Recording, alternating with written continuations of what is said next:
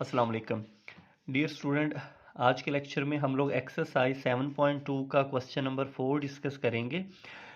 Paper point of view से ये बहुत इंपॉर्टेंट शॉर्ट क्वेश्चन है। वो कह रहा है कि आप लोगों ने अल्फ़ा की वैल्यू फाइंड करनी है। Find alpha. यहाँ पे आपको वो अल्फ़ा आई प्लस 1 जे प्लस 2 के और ये साइडों पे डबल लाइन, ये डबल लाइन आप लोगों को पता है मैग्नीट्यूड को शो करती है और ये किसके इक्वल है 3 के। तो अब आप लोगों ने क्या करना है, लेफ्ट साइड पे इसकी मैग्नीट्यूड वाला फार्मूला लगाना है। तो मैग्नीट्यूड वाले फार्मूले में क्या करते हैं, आई के कोफिशिएंट का स्क्वायर प्लस जे के कोफिशिएंट का स्क्वायर प्लस के कोफिशिएंट का स्क्वायर और ऊपर स्क्वायर रूट।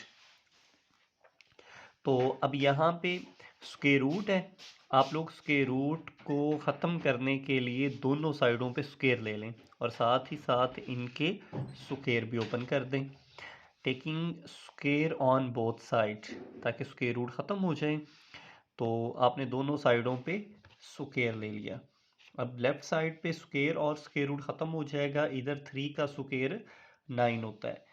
तो अब साथ आपने अल्फ़ा का स्क्वायर, यहाँ पे अल्फ़ा प्लस 1 का स्क्वायर ओपन करना है। तो अल्फ़ा प्लस 1 का स्क्वायर ओपन करने के लिए ए प्लस बी के स्क्वायर का फॉर्मूला अप्लाई हो जाएगा। Alpha square plus 1 plus 2 alpha और 2 का स्क्वायर 4 हो जाएगा और इक्वल में आपको ये 3 का स्क्वायर 9। तो अब लेफ्ट साइड पे आप इसको ऐड करेंगे तो ये 2 alpha square plus 2 alpha plus 5 और 9 इधर आके माइनस का। तो इसको सिंप्लीफाई करेंगे तो आपके पास ये वाली फॉर्म, इन सब से 2 कॉमन आ रहा है, 2 कॉमन लेके दूसरी साइड पे जाके डिवाइड करवा देंगे तो ये फाइनल क्वाड्रेटिक इक्वेशन बनेगी आपके पास alpha square plus alpha minus 2। इसकी फैक्टराइजेशन करनी है, आपको पता है फैक्टराइजेशन के लिए ये प्लस 1 अल्फ़ा है, आप इसको प्लस 2 अल्फ़ा माइनस अल्फ़ा लिख सकते हैं क्योंकि इन दोनों को प्लस माइनस करेंगे तो प्लस अल्फ़ा बनेगा और मल्टीप्लाई करेंगे तो माइनस 2 अल्फ़ा स्क्वायर बनेगा। इन दोनों से अल्फ़ा कॉमन ले लें और इन दोनों से माइनस 1। तो आपके पास यहाँ पे अल्फ़ा प्लस 2 मज़ीद कॉमन आएगा और दो फैक्टर बन गए, इन दोनों को बारी बारी इक्वल टू 0 रखेंगे तो आपके पास अल्फ़ा की दो वैल्यू बनेंगी।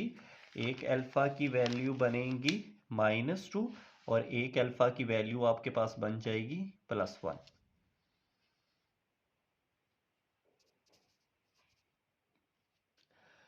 तो स्टूडेंट नेक्स्ट क्वेश्चन नंबर 5 है। 5 के अंदर वो कह रहा है आपने यूनिट वेक्टर फाइंड करना है।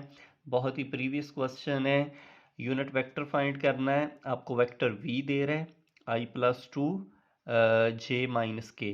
तो यूनिट वेक्टर फाइंड करना है, आपको पता है i का कोफिशिएंट 1 है उसका स्क्वायर ले लें, प्लस j का कोफिशिएंट 2 है उसका स्क्वायर ले लें और k का कोफिशिएंट है -1 और सबका स्क्वायर रूट ले लें तो ये आपके पास मैग्नीट्यूड आ जाएगी। इसको खुद कीजिएगा। क्वेश्चन नंबर 6 है। क्वेश्चन नंबर 6 के अंदर आपको 3 वेक्टर दे रहा है, ए वेक्टर बी और वेक्टर सी। फिर वो इस क्वेश्चन में भी 5 की तरह यही कहता है कि आपने यूनिट वेक्टर ही फाइंड करना है। सॉरी, क्वेश्चन नंबर 5 में भी आपने यूनिट वेक्टर ही फाइंड करना था, मैग्नीट्यूड लेके, आपको पता है वेक्टर ओवर वेक्टर की मैग्नीट्यूड वाला फार्मूला। और क्वेश्चन नंबर 6 में भी यूनिट वेक्टर फाइंड करना है, लेकिन यहाँ पे थोड़ी सी बात चेंज कर देता है। यूनिट वेक्टर फाइंड करना है आपने parallel to 3 vector a -2 vector b plus 4 vector c. तो ये क्वेश्चन भी आपने खुद करना है, सुन ले बात ध्यान से।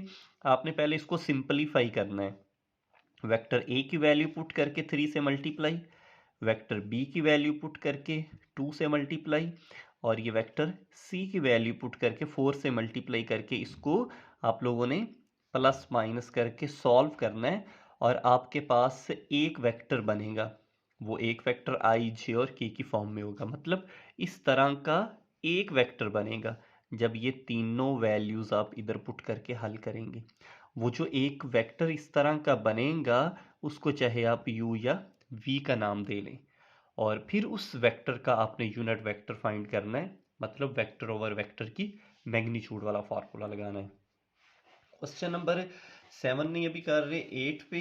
क्वेश्चन नंबर 8 के अंदर वो कहता है कि आपके पास वेक्टर u, वेक्टर v और वेक्टर w दिया हुआ है, और ये तीन जो वेक्टर्स हैं ये रिप्रेजेंट करते हैं साइड ऑफ ट्राइएंगल को, साइड ऑफ ट्राइएंगल को रिप्रेजेंट करते हैं। तो आपने इस z की वैल्यू फाइंड करनी है। मतलब मेरे पास कोई भी एक इस तरह से ट्राइएंगल है, इस ट्राइएंगल में मैं कह देता हूँ कि यहाँ पे वेक्टर u है, ये फॉर एग्जांपल w है, तो ये v है।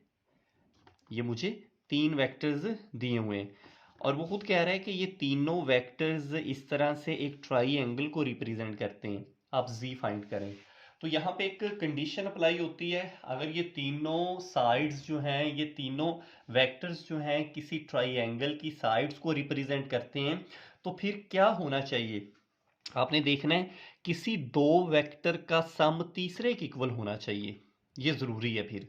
ठीक है, तो अब यहाँ पे हम देखते हैं किन दो का सम करें तो वो थर्ड के इक्वल आता है। देखें, u और v का सम करें तो वो w के इक्वल आएगा, क्योंकि 2i माइनस आई के equal, 3j plus 3j 6k के इक्वल, और यहाँ पे तो z है ना, क्योंकि z तो मैंने फाइंड करना है। तो अब यहाँ पे आप लिखेंगे अगर u v एंड w जो है ये साइड है किसी भी ट्राइएंगल की, तो फिर यहाँ पे क्या हो रहा है, u प्लस वी डब्ल्यू के इक्वल आ रहा है। नजर आ गया, यहाँ पे v प्लस डब्ल्यू यू के इक्वल भी हो सकता था। ठीक है, तो ये हमने खुद देख लेना है।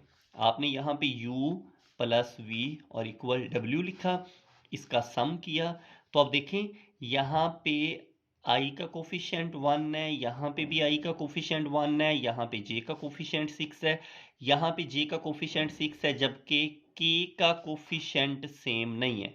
तो फिर हम यहाँ से क्या कह सकते हैं, इन दोनों को कंपेयर करें तो z किसके इक्वल आता है, 3 के, क्योंकि i और j का कोफिशिएंट अगर इक्वल है तो कंपैरिजन से फिर हम कहेंगे k का कोफिशिएंट भी इक्वल है।